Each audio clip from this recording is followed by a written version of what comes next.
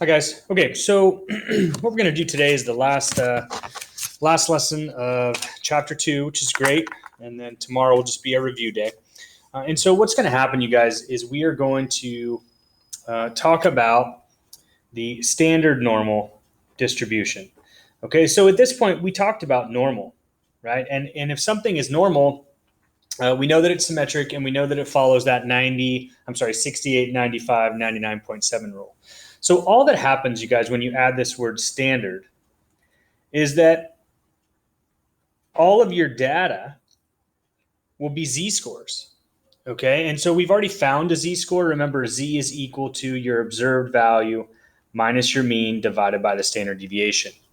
Okay, and so what's going to happen is we'll take all of our data points and we would standardize it, and you get a curve that looks really familiar, right? The only difference is, right, your average, if these are all z-scores, your average is 0, and then this 1 stands for 1 standard deviation away. So the normal things still apply. You still have 68% of your data here, 95 and 99.7. But all these numbers along the bottom are z numbers, are z-scores. So for instance, go back to the first quiz that we took, right? You were supposed to find a z-score and interpret it, and you would have said, well, it's 1 standard deviation above the mean. That's exactly what these are. They just are all z-scores. Okay, and it goes through those directions here. So let's come down and talk about how we use that. Okay, so let's suppose we want to find the proportion of observations in a normal distribution that were more than 1.53 standard deviations above the mean. Okay, and so what we're going to do here is we're going to draw in our standard normal curve. So our mean is 0. There's 1. There's 2.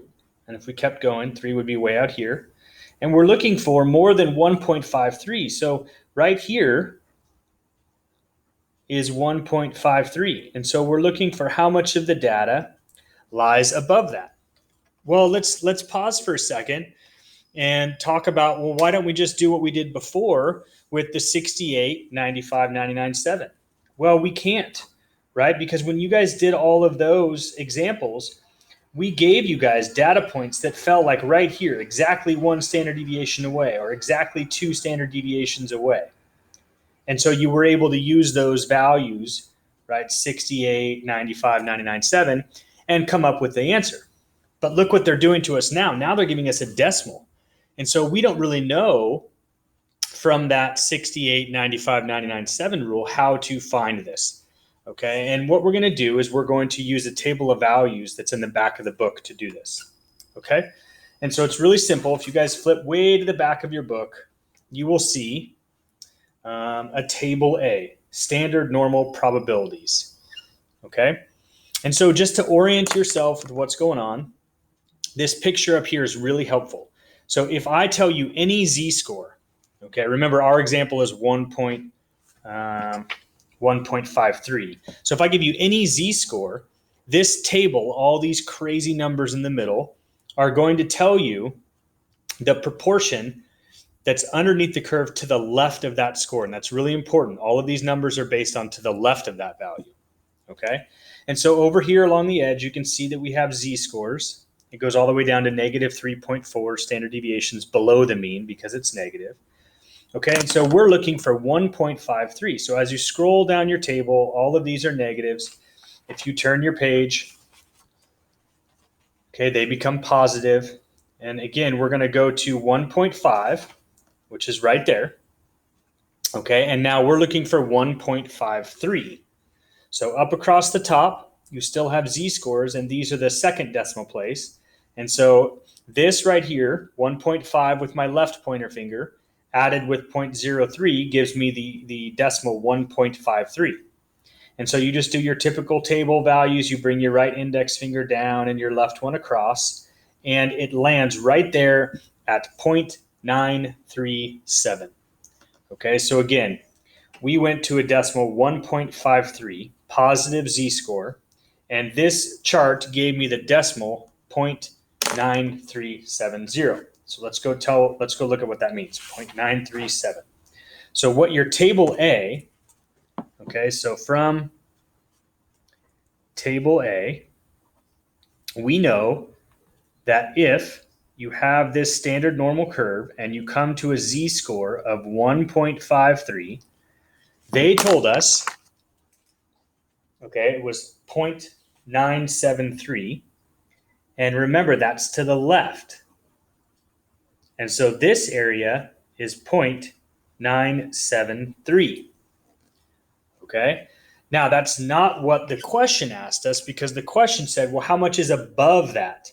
Well, we go back to our rule from a density curve, and a density curve has the fact that the whole area is equal to 1. And so if you're looking for this little piece here, all you have to do is type 1 in your calculator and subtract 0.973. Let me just check that decimal. 1.5937. I knew I wrote it wrong. It's 0.937, okay? So I would go back here and type in 1 minus 0.937 and get 0.063. And that would be my answer, okay? All right, so it says, suppose you wanted to find the proportion of observations in a normal distribution that were above it. That is a proportion, okay? Proportion is a number between 0 and 1, right? I know you guys know that, but it didn't ask for a percent. Percent would be 6.3%. It wants the decimal value. Okay, so now that we kind of learned that, let's look at it again. And we're going to find the proportions that are between here and here. So I'm going to draw this picture. It's your normal symmetric curve. You have your mean of 0, right? We're going to go down to negative 0.58. And we're going to go up here to 1.79. And the question is asking you to find what is the proportion of values that are in between those two. Okay? Now, this gets a little tricky because of our table A. So look what I'm going to do. I'm going to first go and find a positive 1.79 value. And that table A is going to give me all of the proportion to the left, all the way down forever. Okay? And then I'm going to subtract negative 0.58 will give me this stuff. And that will be my answer. And you just want to make sure that that makes sense to your brain. So if you want this little piece, you're going to take the whole thing, and then you're going to take away that little piece there, leaving you with this part, which is what you want. Okay? And so all we have to do is go to our table of values, and let's find 1.79. So again, I go to my table of values, and I go down to 1.7. Okay? And then I go over here to 0.09. And as I scroll all the way across, I land at 0.9633. So this value here is 0.9633. Okay, now let's go to negative 0.58. So if I go to negative 0.58, here's negative 0.5. Here's 0.08 way up here. Okay, and as I scroll down here, and all the way over, I get 0.2810. 0.2810. So this value is 0.2810. And so my answer is simply going to be, with the calculator, I'm going to type in 0.9633, and I'm going to subtract off 0.2810, and I get a value of 0.6823. Okay, so we're using our table of values, right, which tells us the proportion to the left of a certain z-score. Okay, let's go on to page 2. And you can see here, it tells you exactly what we're going to do. We're going to work backwards, okay? And so this, you want to find, working backwards is find the z-score. So instead of giving you a z-score, I'm going to give you an area or a proportion. So that proportion is equal to 20% is the same as 0.20. It says in a standard normal distribution, 20% of the observations are above. You really got to pay attention to above or below. And so what they're asking us to find is this right here. They're telling us that proportion is equal to 0.20. And so I'm trying to find the z-score right there where 20% is above. But remember, from table A, from table A, okay, we need to find the value to the left because the table A does not give right values. And so what we're going to do is we're going to find this value on the table, which is, if that's 20%, this would be 80%. And so I'm going to go find the z-score where 0.8 is to the left. Okay, so I go back to my table and I'm looking for an area of 0.8.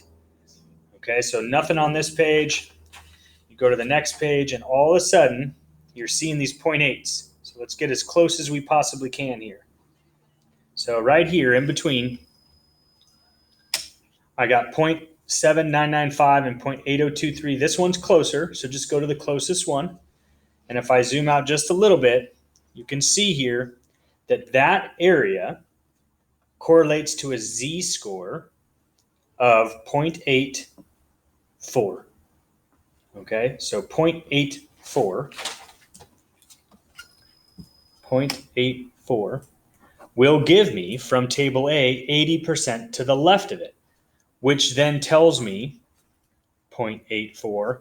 The same z-score would give me 20% to the right. Okay. All right, I'm going to chunk this into two parts. That's the first part. So let me just quickly summarize what happened, and then you guys can watch the second video to get the last two examples here. So we learned about the normal distribution. If I take away that standard word, normal just means symmetric.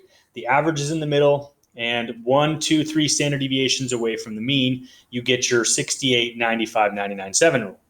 If they add the word standard, they're talking about, okay, switch everything to z-scores. How do I switch things to z-scores? You do this, okay? And then with that information, you can use the table of values, right? Table A in the back of the book, which tells you, given any particular z-score, it'll tell me the value, the proportion to the left of that z-score. Okay, so you got to be careful when they're asking for things to the right. Okay, I'll give you a little bit of time to digest that one, and then I will come back and post the second one for you to do after this. Take care, you guys. Happy Thursday.